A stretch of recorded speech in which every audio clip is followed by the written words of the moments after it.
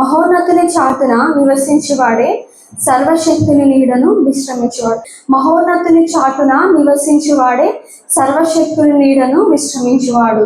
అయితే ఈ దినమున దేవుడు నాతో ఏం మాట్లాడిన ఉన్నాడంటే, దేవుడు మనకు ఒక 4 విషయాలు తెలియజేస్తున్నాడు. ఏంటిదంటే, మొదటిగా మనం చూస్తే మన దేవుడు మహోన్నతుడు. ఏంటిదండి? మొదటిది, మన దేవుడు మహోన్నతుడు. రెండవదిగా చూస్తే మన దేవుడు నమ్మదగినవాడు.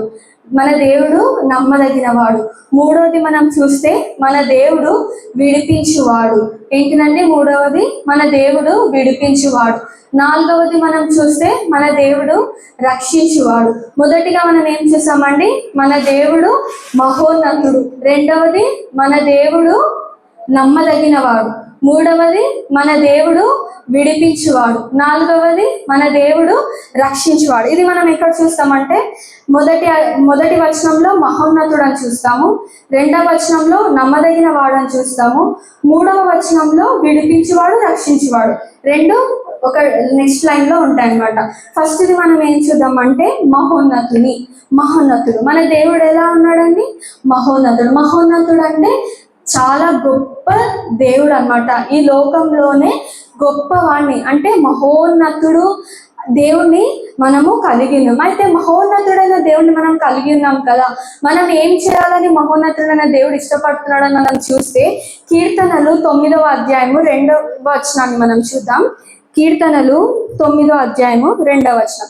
మహోన్నతుడా, నేను నిన్ను గూర్చి సంతోషించి హర్షించుచున్నాను, నీ నామమును కీర్తించదను. హల్లెలూయా. అందరు చూసారు కదండి, కీర్తనలు 9వ అధ్యాయము 2వ వచనంలో మనం చూస్తే, మహోన్నతుడా, నేను నిన్ను గూర్చి సంతోషించి హర్షించుచున్నాను, నీ నామమును ఏం చేస్తున్నారు? దావీదు రాజు ఇక్కడ కీర్తించుచున్నాను. అంటే మహోన్నతుడైన దేవుణ్ణి, గొప్ప దేవుణ్ణి మనం కలిగి ఉన్నాం కదా. ఈ దేవుణ్ణి మనం కలిగి ఉన్నందుకు మనం ఏం చేయాలని దావీదు రాజు ఇక్కడ చెప్తున్నాడు అంటే, మొదటిగా కీర్తించాలి. కీర్తన అంటే ఏంటి? పాటలు పాడడం. ఆయన మందిరంలో ఫస్ట్ మనం రాగానే ప్రారంభ ప్రార్థన ఉంటుంది. తర్వాత మనం ఏం చేస్తామండి? కొద్దిసేపు పాటలు పాడి ఆయన నామాన్ని మనం స్తుతిస్తాం కదా, గణపరుస్తాం. అయితే ముందుగా మనం ఏం చూసాము? మహోన్నతుడు. ఫస్ట్ ఏంటిదండి? మన దేవుడు మహోన్నతుడు దేవుని మనం కలిగి ఉన్నాం కదా, కలిగిన దేవుని మనం ఏం చేయాలి? కీర్తించాలి. ఫస్ట్ది. సెకండ్ది మనం ఏం చూద్దాం? ఆయనను హర్షించాలి. మూడోది, ఆయన నామమును ఏం చేయాలి? ఫస్ట్ది సంతోషించాలి. ఇక్కడ మనం చూద్దాం. మహోన్నతుడా, నేను నిన్ను గూర్చి సంతోషించి హర్షించుచున్నాను, నీ నామమును కీర్తించుచున్నాను. అంటే ఫస్ట్గా మహోన్నతుడైన దేవుణ్ణి మనం కలిగి ఉన్నాం. కలిగి ఉన్న దేవుణ్ణి మనం ఏం చేయాలి అనే సన్నిధానానికి వచ్చినప్పుడు కీర్తనలు సంతోషించాలి. ఫస్ట్ థింగ్ మనం ఏం చేయాలంటే, ఆయన మందిరానికి వచ్చినప్పుడు మనం సంతోషించాలి. తర్వాత మనం ఆయనను గూర్చి హర్షించాలి, కీర్తించాలి. మనకి ఒకవేళ సంతోషం లేదనుకోండి, మనం ఆయనను స్తుతించగలుగుతామా? సపోజ్ ఇప్పుడు నాకు సంథింగ్ ఏదో నాకు డిస్టర్బెన్స్ ఉందనుకోండి, నేను అలానే వచ్చాను, అది నా హార్ట్లో పెట్టుకొని దేవుని దగ్గరికి, అప్పుడు నేను హృదయపూర్వకంగా నేను స్తుతించగలుగుతానా? నా మైండ్ అంతా అటే వెళ్ళిపోతూ ఉంటుంది. ఫర్ సపోజ్ ఆఫీస్లోనే అనుకుందాం, మనం ఆఫీస్కి వెళ్తాం. ఆఫీస్కి వెళ్ళినప్పుడు ఆఫీస్ వర్క్ కాకుండా మనం ఇంట్లో ఉన్నది అక్కడ ఆలోచిస్తే కరెక్ట్గా వర్క్ చేయగలుగుతామా? చేయలేం. ఏదో తప్పులు చేసేస్తాము, సంథింగ్ ఏదన్నా మన నుండి సంథింగ్ మిస్టేక్ అయిపోతుంది. అయితే ఉద్యోగానికని మనం అంత ప్రయారిటీ ఇస్తే, ఆయన దేవుని మందిరానికి వచ్చినప్పుడు, మహోన్నతుడైన దేవుని మందిరానికి మనం వచ్చినప్పుడు, మనం ఫస్ట్ థింగ్ ఏం చేయాలి? సంతోషంతో రావాలి. ఇక్కడ మనం నించొని ఒకరొకరు మీ బాధలు చెప్పండి అంటే చెప్తారు కదండి. సంతోషం కంటే ఎక్కువ మనకి ఏదో బాధలే ఉంటాయి. మనం డే మొత్తం సంతోషంగా ఉన్నామా ఏ రోజన్నా? లేదు. ఏదో ఒక సమస్య, చిన్న సమస్య, పెద్ద సమస్య, ఏదో ఒకటి రాకపోయినా మనకు గుర్తొస్తూ ఉంటుంది కదా. అయితే మనము మహోన్నతుని దేవుని మందిరానికి, అంటే గొప్ప దేవుడు, ఇది ఒక మంచి ప్లేస్ మనకి. ఆయన ఉన్నాడని మనం ఇక్కడ నమ్మాలి.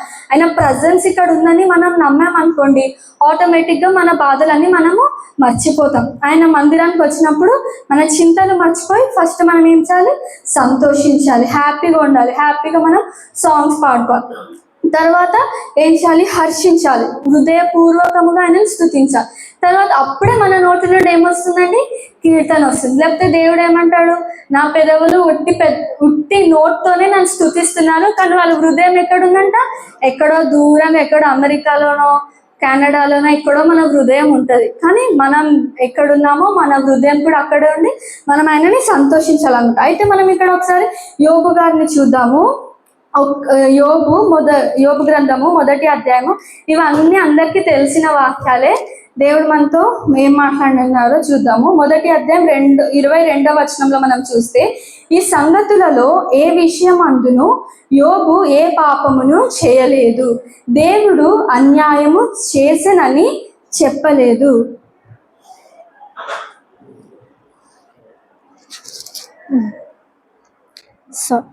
అయితే ఇక్కడ మనం చూస్తే యోబు ఏ పాపమును చేయలేదు, దేవుడు అన్యాయము చేసేనని చెప్పలేదు. అంటే ఇక్కడ యోబుకి నష్టం జరిగింది కదండి. మన అందరికీ తెలుసు యోబు గురించి. ఎంత ఆస్తి నష్టం జరిగినా, కుమారులు చనిపోయినా, కుమార్తెలు చనిపోయినా, ఊజు దేశంలోనే ఆయన గొప్పవాడు లేడంట. కానీ సమస్తమును ఆయన కోల్పోయాడు. కానీ ఆయన నోటి నుండి ఏం రాలేదంట? దేవుని పాపము, అంటే దేవుడు నాకు ఇలా చేశాడు అని పాపము తన నోటి నుండి తను చేయలేనట్టుగా మనం చూస్తాం. అయితే మనం కూడా చూస్తే ఆయన మందిరానికి వచ్చినప్పుడు సంతోషించాలి, హర్షించాలి. ఆయన నా విమోచకుడు సజీవుడు అంటారు. నేను చనిపోయినా కూడా నేను దేవుణ్ణి స్తుతిస్తాను అని యోబు గారు చెప్తారు కదా. అయితే నేను కూడా మా తాత విషయంలో చూస్తే అందరికీ తెలుసు, మా తాతకి ఎంతో ఫైనాన్షియల్గా ప్రాబ్లం ఉండే. ఇంట్లో ఎంతో సండే మార్నింగ్ వచ్చిందంటేనే ఎవరో ఒక ఫైనాన్షియల్ వస్తాడనమాట ఇంటికి. ఎంత కష్టం వచ్చినప్పుడు కూడా ఏ రోజు కూడా తను మందిరానికి దుఃఖ ముఖంతో రాలేదు. ఎవరైనా చూసారా అండి దుఃఖ ముఖంతో ఎప్పుడన్నా వచ్చినప్పుడు? ఏ రోజు కూడా రాలేదు. ఎందుకంటే ఆయనకి ఎంత ఆర్థిక సమస్యలున్నా ఆ గేట్ బయట వరకే, లోపలికి రాగానే మర్చిపోయాడు. అయితే నాకు ఎందుకో యోబు గురించి నాకు గుర్తొచ్చినప్పుడు అలా మా తాత కూడా గుర్తొచ్చాడు. అంటే మనం కూడా ఎన్ని నష్టాలు, ఆస్తి కోల్పోయినా పర్వాలేదు, కానీ ఆయన మందిరానికి వచ్చినప్పుడు సంతోషముగా ఆయనను స్తుతించాలని దేవుడు ఇష్టపడుతున్నాడు అనమాట. అయితే మొదటిగా మనం ఏం చూసామండి? మన దేవుడు ఏమై ఉన్నాడు? మహోన్నతుడైన దేవుడు. మహోన్నతుడైన దేవుని మనం ముందుగా ఏం చేయాలి? మహోన్నతుడైన దేవుని బట్టి మనము సంతోషించాలి, హర్షించాలి, కీర్తించాలి. మనం సంతోషంగా ఉన్నప్పుడే మన నోటిలో నుండి కీర్తన హృదయపూర్వకంగా వచ్చి మనం ఆయనను స్తుతించగలుగుతాం అన్నమాట. అదేవిధంగా రెండోది మనం చూస్తే మన దేవుడు నమ్మదగిన వాడు. ఏంటిదండి? ఫస్ట్ది మన దేవుడు మహోన్నతుడు, సెకండ్ది మన దేవుడు నమ్మదగిన వాడు అనమాట. అయితే 1 కొరింథీలు 1వ అధ్యాయము 9వ వచనాన్ని మనం చూద్దాం. 1 కొరింథీలు 1వ అధ్యాయము 9వ వచనాన్ని మనం చూద్దాం. మన ప్రభు అయిన యేసుక్రీస్తు అను తన కుమారుని సహవాసమునకు మిమ్మును పిలిచిన దేవుడు ఎలాంటి వాడండి? నమ్మదగిన వాడు. ఇక్కడ మనం ఏం చేస్తున్నాం? మనం అందరం ఇక్కడ ఒక సహవాసముగా మనం కూడుకొని ఉన్నాం కదా. ఇక్కడ అదే రాయబడి, మన ప్రభు అయిన యేసుక్రీస్తు అను తన కుమారుని సహవాసమునకు మిమ్మును పిలిచిన దేవుడు ఎటువంటి దేవుడు? నమ్మదగిన వాడు. మొదటిగా మనం చూస్తే ఆయన మహోన్నతుడు, రెండవదిగా ఆయన నమ్మదగిన వాడని మనం చూస్తున్నాం. నమ్మదగిన వాడు మనకి ఏం చేశాడు? ఆయన సహవాసంలో ఉండడానికి మనకు ఒక అవకాశాన్ని ఇచ్చాడు. ఇలాంటి అవకాశం లేక చాలా మంది ఉన్నారు కదా. వచ్చిన ఆపర్చునిటీ మనం ఎప్పుడు కూడా మిస్యూజ్ చేసుకోవద్దు. ఆయన ఎప్పుడు ఆపర్చునిటీ ఇచ్చినా మనం ఏం చేయాలి? దాన్ని యూటిలైజ్ చేసుకోవాలన్నమాట.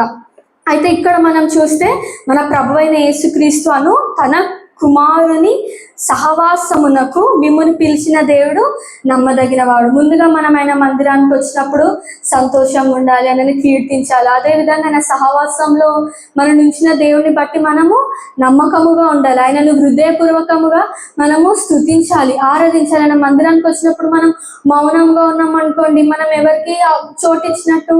అపవాదికి చోటిచ్చినట్టు. కాబట్టి మనం ఆయన మందిరాన్ని నమ్మకమైన దేవుని మనం కలిగి ఉన్నాము, ఆయన మందిరానికి వచ్చి ఉన్నాం. ఆయన సహవాసంలో కొద్ది టైం మనం కదా, మనం వారం అంతా 6 days మనం ఓకే మార్నింగ్ ప్రేయర్స్కి అటెండ్ అవుతారు, సాయంత్రం ప్రేయర్స్కి అటెండ్ అవుతారు. కానీ సండే మనం ఆయనని స్తుతించడానికి ఒక సహవాసంగా కూడుకున్నప్పుడు మనం నమ్మకమైన దేవుని స్తుతించాలి, మనం అందరం కలిసి ఆయనను ఆరాధన చేయాలన్నమాట. మనకు వచ్చిన అవకాశాన్ని కూడా మనము వదులుకోకూడదు. సహవాసము అనగా అంటే ఇక్కడ ఇద్దరు ముగ్గురు ఆ నామమున కూడి ప్రార్థిస్తారు, ఆరాధిస్తారు. మనం అందరం ఇక్కడ ఉన్నామంటే ఆయన మనకు ఒక గొప్ప ప్రణాళిక మన జీవితంలో ఇచ్చాడు. కాబట్టి మనం ఆయనను ఈ సమయంలో మనం అందరం కూడా ఆరాధించాలన్నమాట. అయితే మనం ఇక్కడ ఒక ఇద్దరు వ్యక్తులను చూద్దాము, వాళ్ళు ఏ విధంగా దేవుడిని నమ్మారనేసి. మనందరికి తెలిసిన వాక్యమే 2వ దినవృత్తాంతములు 14వ అధ్యాయము. నేను చదువుతాను. 2వ దినవృత్తాంతములు 14వ అధ్యాయం. ఇక్కడ ఒక వ్యక్తి మనకు కనిపిస్తాడు. ఎవరండి? ఆసా. ఆసా ఏం ప్రార్థిస్తున్నాడో ఇప్పుడు మనం చూద్దాము. ఆసా 11వ వచనము. ఆసా తన దేవుడైన యెహోవాకు మొరపెట్టి, యెహోవా విస్తారమైన సైన్యము చేతిలో ఓడిపోకుండా బలము లేని వారికి సహాయము చేయుటకు నీకన్నా ఎవ్వరునూ లేరు. మా దేవా యెహోవా మాకు సహాయము చేయుము, నిన్నే నమ్ముకొని ఉన్నాం. హల్లెలూయా. ఇక్కడ ఆశ ఏమని ప్రార్థన చేసి తను యుద్ధాన్ని ఎదుర్కొంటున్నాడండి? బలము లేని వారికి సహాయము చేయు వారికి నీవే దిక్కు. ఎవరిని నమ్ముకొని ఉన్నాము? నిన్నే నమ్ముకొని ఉన్నాం. తనకి సైన్యం ఉంది కదా. ఇక్కడ మనం 8వ వచనం చూస్తే ఎలా తనకి సైన్యము ఏర్పరచబడినో మనం చూస్తాం. కాకపోతే తను ఆ సైన్యాన్ని నమ్ముకున్నాడా? తను ఇగో మేము ఇప్పుడు ఒక రాజు ఉన్నాడు అనుకోండి, యుద్ధంలోకి వెళ్తే తన సైనికులతో చెప్తాడా, నేను మిమ్మల్ని నమ్ముకున్నాను, నేను వెనుకుంటాను, మీరు ముందు ఉండి యుద్ధాన్ని గెలవండి అని తను ఏమైనా సైనికులకు చెప్పాడా? చెప్పలేదు కదా. కానీ తను దేవుణ్ణి నమ్మి ఉన్నాడు. ఏమని? మా దేవా యెహోవా మాకు సహాయము చేయుము, నిన్నే నమ్ముకొని ఉన్నాం. ఈ సైన్యాన్ని కూడా నేను నమ్మట్లేదు. ఎవరిని నమ్ముతున్నా అంటున్నాడు? దేవుడిని ఒక్కడినే. ఎందుకంటే మన దేవుడు నమ్మదగిన వాడు. మనని ప్రభువైన యేసుక్రీస్తునకు మనకి ఏం చేశాడు? ఒక సహవాసంలో మనం చేర్చిన వాడు ఏ విధంగా ఉన్నాడంట? నమ్మదగిన వాడు. కనుక ఆశాకుడు ఇక్కడ దేవుణ్ణి మాత్రమే నమ్ముతూ, దేవా నిన్నే నమ్ముకొని ఉన్నాము, యుద్ధంకి వెళ్తున్నాము, మీరే మాతో రండి, నిన్నే నమ్ముకున్నాం, జయము కలుగ చేయండి అని ప్రార్థిస్తున్నట్టు ఇక్కడ మనం చూసాం. ఈ వారం అంతా ఈరోజు మనకి ఏంటండి? 10th month లాస్ట్ సండే కదా. Last Sunday. ఇంకొక 4 days 5 days ఉంది ఇంకా ఈ మంత్ కంప్లీట్ అవ్వడానికి. నెక్స్ట్ మంత్ ఏంటి? నవంబర్. నెక్స్ట్ ఫస్ట్ సండే నవంబర్లోకి మనం ఎంటర్ అవుతాం. అయితే 10 months మనం చూస్తే మనం కూడా ఆశలాగా ఎన్నోసార్లు ప్రార్థించుండవచ్చు కదా. నేనైతే చేశాను ఆశలాగా ఎన్నోసార్లు ప్రార్థన. ఎందుకంటే ఏ పనిలో అయినా కూడా మనం నిన్నే నమ్ముకొని ఉన్నాము అని మనం ప్రార్థించుండవచ్చు. అయితే ఈ దినమున అలా మనం ప్రార్థించాం కదా. ఆయన మందిరానికి వచ్చి మనము సైలెంట్గా ఉండాలా? ఉండొద్దు. ప్రార్థించిన దేవుని మనం ఏం చేయాలి? స్తుతించాలి, కీర్తించాలి. మహోన్నతుడు కదా మన దేవుడు, నమ్మకమైన వాడు కదా. అందుని బట్టి మనం ఆయనను స్తుతించాలి, ఆరాధించాలి. మొదటిగా మనం ఏం చూసాము? ఆశాను చూసాం. ఏమని ప్రార్థన చేస్తున్నాడు? మా దేవా యెహోవా మాకు సహాయము చేయుము, ఎవరిని నమ్ముకున్నాను? నేనైతే సైన్యాన్ని నమ్ముకోలేదు రాజా, నిన్నే నమ్ముకొని ఉన్నానని చెప్తున్నాడు. రెండో వ్యక్తిని మనం చూద్దాము. యోహాను సువార్త 11వ అధ్యాయము 40వ వచనాన్ని మనం చూద్దాము. యోహాను సువార్త.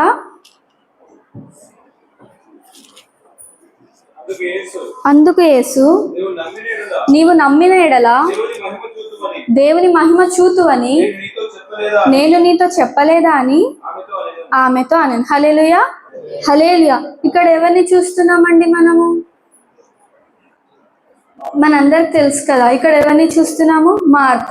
మార్తా సహోదరుడి పేరు లాజరు చనిపోయి ఎన్ని రోజులైంది? 4 రోజులైంది. అయితే మార్త ఇక్కడ దేవుడు మార్తతో ఏమంటున్నాడంటే, అందుకు యేసు నీవు నమ్మిన ఎడల దేవుని మహిమను చూతువని నేను నీతో చెప్పలేదా అని ఆమెతో అన్నాడు. అయితే ఇక్కడ మనం చూస్తే మన దేవుడు ఎలాంటి వాడంట? నమ్మకమైన దేవుడు. లాజరు చనిపోయి 4 రోజులైనా కూడా దేవుడు తనని తిరిగి లేపి ఉన్నాడని మనము ఇక్కడ చూస్తున్నాం కదా. అయితే ఇక్కడ మనం చూస్తే మార్త ఒకసారి మనం ఇక్కడ చూద్దాము. 21వ అధ్యాయం మనం చూద్దాము. మార్త యేసుతో, ప్రభువా నీవు ఇక్కడ ఉండిన ఎడల నా సహోదరుడు చావకుండును. అంటే తను నమ్ముతుంది. ఏమని నమ్ముతుంది? ఒకవేళ యేసుక్రీస్తు అక్కడ ఆ ప్రాంతంలో ఉంటే లాజరు చనిపోయేవాడు కాదు. లాజరు తప్పకుండా బ్రతికేవాడు అని తను చెప్పింది అనమాట. అయితే మళ్ళీ తర్వాత దేవుడు కూడా తనతో ఏమంటున్నాడు 40వ వచనంలో, నీవు నమ్మిన ఎడల దేవుని మహిమను చూద్దు. అంటే మన జీవితంలో కూడా మనం ఏం చేయాలని దేవుడు ఇష్టపడుతున్నాడు?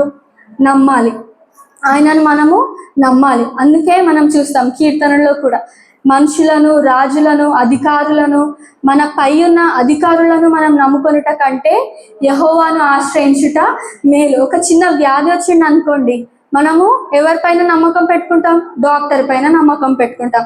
ఏదైనా కేసులో ఏదైనా ఉందనుకోండి, పోలీస్ పైన, లాయర్ పైన, వాళ్ళ పైన మనం నమ్మకం పెట్టుకుంటాం. కానీ ఇక్కడ దేవుడు మన దేవుడు ఏ విధంగా ఉన్నాడు? నమ్మకమైన దేవునికి మనం కలిగి ఉన్నాం. కాబట్టి నమ్మకమైన దేవుడి పైన మనం నమ్మకం పెట్టుకుంటే తప్పకుండా దేవుడు మనకి విజయాన్ని కలుగ చేస్తాడు అనమాట. అయితే ముందుగా మనం ఏం చూసాం? ఆసాను చూసాం. తను యుద్ధమునకు వెళ్లే ముందు దేవునికి ప్రార్థన చేస్తున్నాడు. ఏమని? దేవా మా యెహోవా నిన్నే నమ్ముకొని ఉన్నామని. రెండోదిగా మనం ఇక్కడ చూస్తే దేవుడు మార్తతో ఏమంటున్నాడు?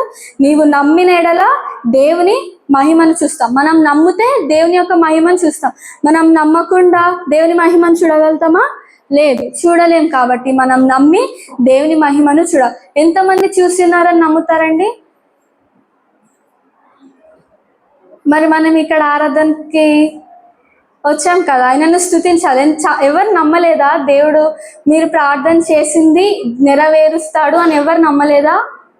నమ్మాం కదా. ఒక్క విషయం కాదండి, చాలా విషయాలు ఉంటాయి. మనం ఎన్ని ఆయనకి ప్రార్థన చేసినా ఆయన తప్పకుండా ఏం చేసే దేవుడు? నెరవేరుస్తాడన్న నమ్మకం ఉంది. కాబట్టి మనం ఇక్కడికి వచ్చి మనం ఆయనను ఏం చేస్తున్నాం? స్తుతిస్తున్నాం. మన దేవుడు ఎటువంటి దేవుడు అండి? మహోన్నతుడైన దేవుడిని మనం ఏం చేయాలి? ముందుగా ఆయనను బట్టి మనము సంతోషించాలి, హర్షించాలి, కీర్తనలు పాడాలి. రెండోదిగా మనం ఏం చూస్తాము? మన దేవుడు ఎలాంటి వాడు? నమ్మదగిన వాడు. మనం ఏదైనా పని పూనుకున్నప్పుడు ఆయనను నమ్మితే మన కార్యములను ఆయన ఏం చేసే దేవుడు? సఫలపరిచే దేవుడు. మనం నమ్ముట నీ వలనైతే నమ్మువానికి సమస్తము సాధ్యమే. ఒక్క పని అని కాదండి, ఈ పని దేవుడు చేయలేడు అని మనము ఏ రోజు కూడా అనుకోలేము. ఆయనకి సమస్తము కూడా సాధ్యమే. ఇంత గొప్ప దేవుడిని కలిగినందుకు, అందుకే మహోన్నతుని దేవుని కలిగినందుకు మనం ఏం చేయాలి? కీర్తించాలన్నమాట. మూడోదిగా మనం చూద్దాము, మన దేవుడు ఫస్ట్ మనం ఏం చూస్తాం? మన దేవుడు మహోన్నతుడు, మన దేవుడు నమ్మదగిన వాడు. నాలుగోది మనం ఒకటేసారి చూద్దాము. మన దేవుడు విడిపించువాడు, మన దేవుడు రక్షించువాడు. మనం ఈ దానియేలు 6వ అధ్యాయము 27వ వచనంలో చూద్దాం. హల్లెలూయా, హల్లెలూయా. దానియేలు గ్రంథము 6వ అధ్యాయము నేను చదువుతాను. 27వ వచనము. ఆయన విడిపించువాడును రక్షించువాడునై ఉన్నాడు. ఆయన విడిపించువాడును రక్షించువాడై ఉండి పరమందును భూమి మీదను సూచక క్రియలను ఆశ్చర్య కార్యములను చేయువాడు. హల్లెలూయా. అందరికి అర్థమైంది కదండి వాక్యం? మన దేవుడు ఏం చేస్తాడంట?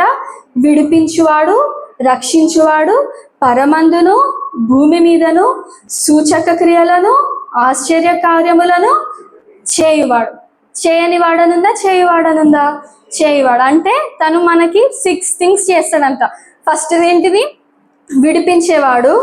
రెండవది రక్షించేవాడు. పరమందును భూమి అందును సూచక క్రియలను ఆశ్చర్య కార్యములను చేయువాడు. ఇంత గొప్ప దేవుని కలిగి ఉన్న మనము ఆయన మందిరంలో సైలెంట్గా ఉండాలా అండి? సైలెంట్గా మనము ఉండొద్దు. మనము హృదయపూర్వకముగా ఆయన నామాన్ని మనము స్తుతించాలన్నమాట. మహోన్నతుడైన దేవుడు, గొప్ప దేవుడు, చాలా గొప్ప దేవుడు కదా మన దేవుడు. మనం వర్ణించలేం. ఎప్పుడు మన నోటి నుండి మాటలు వస్తాయంటే ఎప్పుడైతే మనం ఫీల్ అవుతామో, ఎప్పుడైతే మన హార్ట్కి టచ్ అవుతుందో అప్పుడే మనం చెప్పగలుగుతాం. లేకపోతే నేను ఏదో వాక్యం చెప్తే మీరు అందరు నన్ను ఇలా స్టేర్ చేసి చూస్తున్నట్టు నాకు అప్పుడు అనిపిస్తుంది, అర్థం కావట్లేదేమో అనిపిస్తుంది. కానీ మనం ఎప్పుడు వాక్యము ఏది చెప్పినా అది మన హార్ట్కి టచ్ అవుతేనే మన ఏమి అయ్యిందో, మన లైఫ్లో ఏమైందో గుర్తొస్తుంది. లాస్ట్ వీక్ ప్రీతి ఇంకా బన్నీ వాక్యం చెప్పారు కదా. ఫస్ట్ ప్రీతి యెహోవా నా కాపరి గురించి చెప్పింది. నాకు ఒక హ్యాబిట్ ఉంది ఏంటంటే స్కూల్ డేస్ నుంచి ఏదన్నా చెప్పినప్పుడు నేను అక్కడికి వెళ్ళిపోతాను, నా మైండ్ అక్కడికి వెళ్ళిపోతుంది. ఓకే అక్కడ గొర్రెలు ఉన్నట్టు, ఓకే ముందు కాపరి వెళ్తున్నట్టు, మనం అక్కడ ఉన్నట్టు లైవ్గా చూసినట్టు కొన్ని ఏమంటుంది ఏదో ఊహ అంటారు కదా, అలా మనం ఊహించాలి. అంతేకాని మనం ఇక్కడ కూర్చున్నప్పుడు ఎక్కడో అండి ఏదో పని చేస్తున్నట్టు మనం ఊహించద్దు. ఆయన మందిరంలో మనం ఉన్నప్పుడు, మనం దేవుడు మనతో మాట్లాడుతున్నప్పుడు మనం అక్కడికి వెళ్ళిపోవాలి. ఓకే ఇప్పుడు మనం లాజర్ని చూసాం కదా, లాజర్ మరణించి 4 రోజులైంది. మార్త పక్కనే నేను ఉన్నట్టు, యేసుప్రభు వారి పక్కనే మనం ఉన్నట్టు మనం ఏం చేయాలి, ఊహించుకోవాలి. ఆ ఊహ ఎంత బాగుంటుంది కదా. మనం ఆ టైంలో లేము, బట్ మనం ఏం చేయాలి, అలా మనము ఏం చేయాలి, అప్పుడు మనకి ఏమవుతుంది అంటే వాక్యం ఇంకా మనకి గుర్తుండిపోతుంది అనమాట. అదేవిధంగా మనం ముందుగా మనం ఏం చేస్తాం, మన దేవుడు మహోన్నతుడు, నమ్మదగినవాడు, విడిపించువాడు, రక్షించువాడు. అదేవిధంగా విడిపించువాడు, రక్షించువాడు కదా, మనందరికీ తెలిసిందే. తీయద్దండి నేను చెప్తాను. లూకాసు వార్తలో మనం చూస్తాం, అక్కడ ఎంతమంది కుష్ఠరోగులు ఉంటారు, 10 మంది కుష్ఠరోగులు ఉంటారు. కుష్ఠరోగము పాపంలో వారు ఉన్నప్పుడు వారిని ఎవ్వరు కూడా ఆదరించేవారు లేరు. మన జీవితంలో కూడా పాపము అనగానే ఏదన్నా కానివ్వండి, ఆర్థిక సమస్య కానివ్వండి, ఏదైనా అనారోగ్యమే కానివ్వండి, అది మనలో ఉందంటే మనకంత లోకము మనకంత ప్రిఫరెన్స్ మనకి ఇవ్వదు. కానీ ఇక్కడ అదే పరిస్థితిలో ఎవరు ఉన్నారండి, 10 మంది కుష్ఠరోగులు ఉన్నారు. అయితే ఈ 10 మంది కుష్ఠరోగులు ఎంతమంది శుద్ధులయ్యారు, 10 మంది శుద్ధులయ్యారు. కానీ తిరిగి దేవుని దగ్గరికి ఎంతమంది వచ్చారు, ఒక్కరే వచ్చాడు. అది కూడా ఎలా వచ్చాడు, స్లోగా వచ్చాడా, ఫాస్ట్గా వచ్చాడా, ఫాస్ట్గా వచ్చి గొప్ప శబ్దంతో ఏమని కేకలు వేస్తున్నాడు ఒకసారి మనం చూద్దాం. లూకాసు వార్త 17వ అధ్యాయము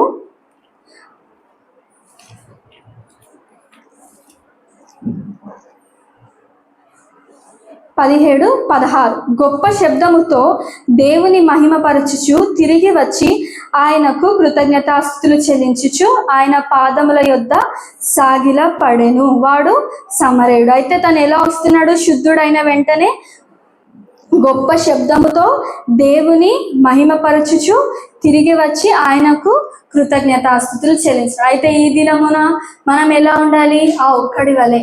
మనం ఈ 10 నెలలు కదా, ఈ 10 నెలలు మనం ఎన్నో ఆయనను అడిగి ఉండవచ్చు, అన్ని ఆయన మనకు అనుగ్రహించాడు కదా. మనకి ముఖ్యంగా చెప్పాలంటే మనకు ఆయుష్ ఇచ్చాడు. ఆయుష్ అంటే మనం సజ్జలెక్కలో ఉన్నాం కదా, ఒకవేళ మనం సజ్జలెక్కలో లేకపోయింటే ఈ పాటికి మనం ఎలా ఉండేవారమో ఆయనను స్తుతించేవారం కాదు. మనం ఈ దినమున సజ్జలెక్కలో ఉండి మనను విడిపించిన దేవుని, రక్షించిన దేవుని మనం ఏం చేయాలి, హృదయపూర్వకముగా దేవుని మహిమపరచుచు ఆయనను మనము కృతజ్ఞతాస్తుతులు చెల్లించాలన్నమాట. అయితే ఈ లోకంలో మనము ఎన్నో దేవునికి ప్రార్థిస్తాం, అడిగినవన్నీ కూడా దేవుడు మనకి తప్పకుండా అనుగ్రహించే దేవుడు. అందుకే మనము ఏవైతే అడుగుతామో అవి పొంది ఉన్నామని మనం ముందుగా నమ్మాలి. మనం నమ్మకం లేకుండా దేవుణ్ణి అడిగితే అది వ్యర్థం. మన దేవుడు ఇస్తాడు అని మనము ముందుగా నమ్మాలన్నమాట. అయితే ముందుగా మనం ఏం చూసామండి, మన దేవుడు మహోన్నతుడు, రెండోది మన దేవుడు నమ్మదగినవాడు, మూడవది మన దేవుడు విడిపించువాడు, మన దేవుడు రక్షించువాడు. మనం పాపములో ఉన్నప్పుడు ఈ లోకంలో మనం అందరికంత ఇష్టంగా అనిపించం, కానీ మన దేవునికి మాత్రమే నచ్చుతాం. ఎందుకు, మనం నశించిపోవుట ఆయనకి ఇష్టమా అండి? ఆయనకి ఇష్టము లేదు కదా. ఆయనకి మనం రక్షించబడాలి, ఆయనలో ఉండాలి. ఆయన రాకడ ఆలస్యం అవుతుందంటే ఎందుకు, అందరూ రక్షింపబడాలి. లోకంలో ఎవ్వరు కూడా విడిచిపోవడం ఆయనకి ఇష్టం లేదు, కాబట్టి అందరూ రక్షించబడాలని ఆయన ఇష్టం. అందుకే మనము ఆయనను ఈ దినమున మనము స్తుతించాలి, ఆరాధించాలి. హల్లెలూయా, హల్లెలూయా. అయితే మనము ఆఖరిగా మనం చూద్దాము, మన దేవుడు మనం ఒకసారి 91వ కీర్తనలోకి వద్దాము. 91వ కీర్తన 5వ వచనం, 6వ వచనం, 7వ వచనం చూద్దాము. రాత్రి వేళ కలుగు భయమునకైనను, పగటి వేళ ఎగురు బాణమునకైనను, చీకటిలో సంచరించు తెగులునకైనను, మధ్యాహ్నమందు పాడుచే రోగమునకైనను నీవు భయపడుము. ఓకే, అందరు వింటున్నారు. హల్లెలూయా. అయితే ఇక్కడ మనం చూస్తే దేవుడు ఏమంటున్నాడు, భయపడకుము అంటే భయపడొద్దు. నీ ప్రక్కన 1000 మంది పడినను, నీ కుడి ప్రక్కన 10,000 మంది కూలినను అపాయము నీ వద్దకు రాదు. నీకు అపాయం ఏమీ రాదు. ఏ తెగులును నీ గుడారమును సమీపించదు. హల్లెలూయా, హల్లెలూయా. మనం నమ్మాలండి, నిజంగా ఏ తెగులు కూడా మనకి సమీపించలేదు. మనం ఆయనను బట్టి నిజంగా సంతోషించాం. బయట లోకం చూస్తే ఎలా ఉందో మన అందరికీ తెలుసు, ఇక్కడ వివరించాల్సిన అవసరం లేదు. ఎందుకంటే ఆయన దేవుడు ఏమంటాడు, మీరు ఆదివార దినమున లోక వార్తలు చెప్పొద్దు అంటాడు. మనం జస్ట్ ఆలోచిద్దాం, ఎంతో భయంకరమైన రోజులో మనం ఉన్నప్పటికీ ఏ తెగులు కూడా మన దగ్గరికి రానికుండా చేసిన దేవునికి మనము స్తుతులు చెల్లించాం. మన ప్రక్కన 1000 మంది పడినాను, కుడి ప్రక్కన 10,000 మంది కూలినాను, ఏ అపాయము కూడా జానియకుండా దేవుడు మనని కాచి కాపాడి ఉన్నాడు కదా. మన మార్గములన్నిటిలో దేవుడు ఏం చేశాడు, మనకి క్షేమాన్ని దయచేశాడు. తన దూతలకు ఆజ్ఞాపించి మనకి మంచి ప్రొటెక్షన్ మనకి దయచేశాడు. మనకి ఎవరైనా బాడీ గార్డ్స్ ఉన్నారా అండి? ఇంతకు ముందు కూడా నేను చెప్పాను, మనకు బాడీ గార్డ్స్ ఎవరైనా ఉన్నారా? ఎవరు లేరు కదా. మనం అంత ఫేమస్ కూడా కాదు మనకి బాడీ గార్డ్స్ ఉండడానికి. ఒక సీఎం వెళ్ళాడంటే ఒక 10 కార్లు వెళ్తాయి ఆయన వెనక. మనకు మాత్రం అలాంటిది ఏదన్నా ఉందా? మనకు అలాంటిది ఏమీ లేదు. ఒక కామన్ మ్యాన్గా మనము బయటికి వెళ్ళినప్పుడు ఆయన తన దూతలకి ఆజ్ఞాపిస్తాడు. అదే పెద్ద ప్రొటెక్షన్ మనకి. దీనికి తప్ప మనకి ఇంకేదైనా ప్రొటెక్షన్ కావాలా? ఒకవేళ మనకి బాడీ గార్డ్ ఉన్నా కూడా ఏదన్నా అవ్వచ్చు, కానీ దేవుని కాపుదల మన లైఫ్లో ఉంటేనే మనము సంతోషముగా ఉండగలదు. అందుకే నీ మార్గములన్నిటిలో నిన్ను కాపాడుటకు ఆయన నిన్ను గూర్చి తన దూతలకు ఆజ్ఞాపించిన. మనకేది కూడా రానివ్వకుండా దేవుడు ఏం చేసే దేవుడు, మనలను కాపాడే దేవుడు, మనని ప్రొటెక్ట్ చేసే దేవుడు అనమాట. మనని ఆయన రెక్కల క్రింద మనం ఇక్కడ అదే చూస్తాం కదా, ఆయనే నాకు ఆశ్రయము, నా కోట, నేను నమ్ముకొను నా దేవుడు. 4వ వచనంలో మనం చూస్తే ఆయన తన రెక్కలతో నిన్ను కప్పును, ఆయన రెక్కల క్రింద ఆశ్రయదుర్గము. అంటే ఒక మంచి షెల్టర్ మనకి ఆయన రెక్కల క్రింద మనకి దొరుకుతుంది అనమాట. అయితే మనం ఎటువంటి విషయంలో భయపడాల్సిన అవసరం లేదు. ఎందుకు ఇంత గొప్ప దేవుని మనం కలిగిన, అలాగా భయపడొద్దని చెప్పి మనం మౌనంగా ఉండొద్దు. ఆయన మందిరంలో మనము ఆయన నామానికి స్తుతులు చెల్లించే వారముగా మనం ఉండాలి. ఆఖరిగా మనం ఇది చూద్దాం. మనందరికీ తెలిసిన వాక్యాలే 14-15 వచనం మనం చూద్దాము. అతడు నన్ను ప్రేమించుచున్నాడు గనుక నేను అతనిని తప్పించేదను, అతడు నా నామం నెరిగిన వాడు గనుక నేను అతనిని ఘనపరచెదను. అతడు నాకు మొరపెట్టగా నేను అతనికి ఉత్తరం ఇచ్చేది, శ్రమలో నేను అతనికి తోడై ఉండేదను, అతని విడిపించి అతని గొప్ప చేసేది. అయితే ఇక్కడ మనం చూస్తే ముందుగా దేవుడు ఏమంటున్నాడు, అతడు నన్ను ప్రేమించుచున్నాడు కనుక నేను అతనిని తప్పించేదను. అయితే ముందుగా మనం ఇక్కడ ఎవరిని చూద్దాం అంటే, ఇందాక చూసిన వాళ్ళు లాజర్ని మనం చూద్దాం. లాజర్ని ప్రేమించాడు కాబట్టి దేవుడు ఏం చేశాడు, మరణము నుండి ఆయనని తప్పించాడు. అంటే మనం ఆయనను ప్రేమించామనుకోండి, మనం ఫస్ట్ ఆయనను ప్రేమించలేదు కదా, ఆయనే మనలను మొదట ప్రేమించాడు. కాబట్టి మనం తిరిగి ఆయనను ప్రేమిస్తే ఆయన ఏం చేసే దేవుడు, తప్పించే దేవుడు, మనను మరణము నుండి తప్పించే దేవుడు. రెండోదిగా మనం చూస్తే, అతడు నా నామం నెరిగిన వాడు కనుక నేను అతనిని ఘనపరచెదను. ఎవరిని చూద్దాం మనం ఇక్కడ, యోబుని చూద్దాం. యోబు దేవుని యొక్క నామాన్ని తెలుసుకొని ఉన్నాడు, అందుకే తన నోటి నుండి ఏ పాపము కూడా చేయలేదు. ఇంత ఆస్తి నష్టము కలిగిన తన కుమార్తెలు చనిపోయినా కూడా తన నోటి నుండి తను దేవుని దూషించలేదు. కాబట్టి దేవుడు అతన్ని ఏం చేశాడు, ఘనపరచాడు. ముందున్న దానికంటే అధికముగా 2 ఆశీర్వాదాలు దేవుడు తనకిచ్చాడు. మూడోదిగా మనము, అతడు నాకు మొరపెట్టగా నేను అతనికి ఉత్తరం ఇచ్చేది. ఆశని ఇక్కడ మనం చూడొచ్చు. ఆశ ఏం చేశాడు, నేనైతే నిన్నే నమ్ముకొని ఉన్నాను రాజా, ఈ శత్రువుల చేతుల నుండి నువ్వే మమ్మల్ని విడిపించాలని ప్రార్థన చేసినప్పుడు దేవుడు అతనికి ఉత్తరం ఇచ్చి అక్కడ ఆ ఖుషీలను మొత్తగా వారు ఏం చేశారు, యుద్ధమునకు రాలేదు, పారిపోయినట్టు మనం చూసాం. ముందుగా మనం ఏం చూసాం, ఎవరిని దేవుడు, లాజరును ప్రేమించాడు కనుక మరణం నుండి అతనిని తప్పించిన దేవుడు. రెండోది, యోబు తను ఏది కూడా తన నామమును, దేవుని నామమును దూషించలేదు కనుక దేవుడు అతనిని రెండంతలుగా ఘనపరిచినట్టు మనం చూస్తాం. మూడోదిగా ఆశ ప్రార్థనలో నిన్నే నమ్ముకొని ఉన్నానని మొరపెట్టినప్పుడు దేవుడు తనకి ఉత్తరం ఇచ్చినట్టు మనము చూసాం కదా. ఇంత కలిగిన దేవుణ్ణి మనము మౌనంగా ఉండకోకుండా మనం ఆయనను హృదయపూర్వకముగా మనము స్తుతులు చెల్లించాలి. మనం మందిరానికి వచ్చేటప్పుడు మన ఇంటి నుండే మనం సిద్ధపడి రావాలి. ఏ వాక్యంతో మాట్లాడతావు దేవా, ఎలా నిన్ను స్తుతించాలి, ఎలా నిన్ను ఆరాధించాలి. పాటల్లో ఎవరు క్వైర్ ఇక్కడ ముందు నిల్చొని పాటలు పాడుతుంది, వారికి చక్కటి అభిషేకం దయచే. వారు ఎలా పాటలు పాడాలని మనం మన ఇంటి దగ్గర నుండే మనం ప్రేయర్ చేసుకొని ఆరాధన చేసుకొని వస్తే తప్పకుండా దేవుడు మనతో మాట్లాడే దేవుడుగా మనం చూస్తాం. ఒకవేళ మనం మౌనంగా ఉన్నాం అనుకోండి, ఆయన మందిరంలో ఆయన ఒక్క మాట చెప్తున్నాడు. ఒక్క మాట చూసి మనం ముగించుకుందాం. మలాకి 1:6 మలాకి 1:6 785 పేజ్. నా కుమారుడు తన తండ్రిని గణపరచును కదా, దాసుడు తన యజమానుని గణపరచును కదా. నా నామమును నిర్లక్ష్యపెట్టు యాజకులారా, నేను తండ్రినైతే నాకు రావలసిన ఘనత ఏమాయను? నేను యజమానుడనైతే నాకు భయపడేవాడు ఎక్కడున్నాడు అని సైన్యములకు అధిపతి యెహోవా మిమ్మును అడుగగా, ఏమి చేసి నీ నామమును నిర్లక్ష్య పెట్టితిమని మీరందరూ. అయితే ఇక్కడ వరకు మనం చూద్దాము. నాకు భయపడువాడు ఎక్కడ ఉన్నాడు అని సైన్యములకు అధిపతి యెహోవా మిమ్మల్ని కాదు, నన్నే. ఎందుకంటే ఇక్కడ నించొని ఎవరు వాక్యం చెప్తారో దేవుడు వారితోనే మాట్లాడతారు. ఫస్ట్ ముందు దేవుడు నాతో మాట్లాడు. ఏమనంటే, నువ్వు నన్ను ఎలా గణపరుస్తున్నావు, ఎలా నువ్వు నన్ను స్తుతిస్తున్నావు అని దేవుడు నాతో ఈ దినమున మాట్లాడు. కుమారుల ద్వారా తండ్రికి ఏం కలుగుతుందండి? ఘనత.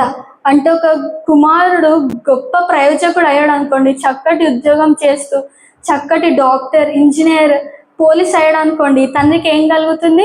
గొప్ప ఘనత తనకి కలుగుతుంది. అనేకులకు చెప్తాడు, మా కొడుకు సో అండ్ సో ప్రొఫెషన్లో ఉన్నాడని చెప్తాడు. అయితే మనం అదే విధంగా దాసుడు ఏం చేస్తాడు? తన యజమానుని ఘనపరుస్తాడు. ఎలా? మనం ఆయన నుండి అన్ని అడుగుతాము, నా గురించి అని కాదు, మనం అన్ని ఏవేవో అడుగుతాం మన ఉద్యోగంలో అన్ని. కానీ ఆయన మందిరంలో మాత్రం మనం ఆయనకి ఒక థ్యాంక్స్ చెప్పడానికి మనం ఒక వెనకడుగు వేస్తాం. మనం ఒక సాక్ష్యం చెప్పుకోవడానికి మనము ఆలోచిస్తాం. ఒక చిన్న అనారోగ్యం నుండి మనము బయటపడ్డాము అని మనం ఆయన మందిరంలో చెప్పడానికి మనము ఒక చిన్న బ్యాక్ స్టెప్ వేస్తాం. అదే నాతో దేవుడు మాట్లాడాడు. ఏమని? అందరినీ నువ్వు గణపరుస్తున్నావు, నన్ను నువ్వు గణపరచట్లేదా? నీ మందిరంలో, ఆయన మందిరంలో నేను ఆయనని గణపరచట్లేదేమో అని దేవుడు ఈ దినమున నాతో మాట్లాడాడు. అందుకే మనం ఆయన మహిమకు రావాల్సిన ఘనత మనం ఆయనకి ఇచ్చేసేయాలి. మన దగ్గర నుండి ఆయన ఏం ఎక్స్పెక్ట్ చేస్తున్నాడు?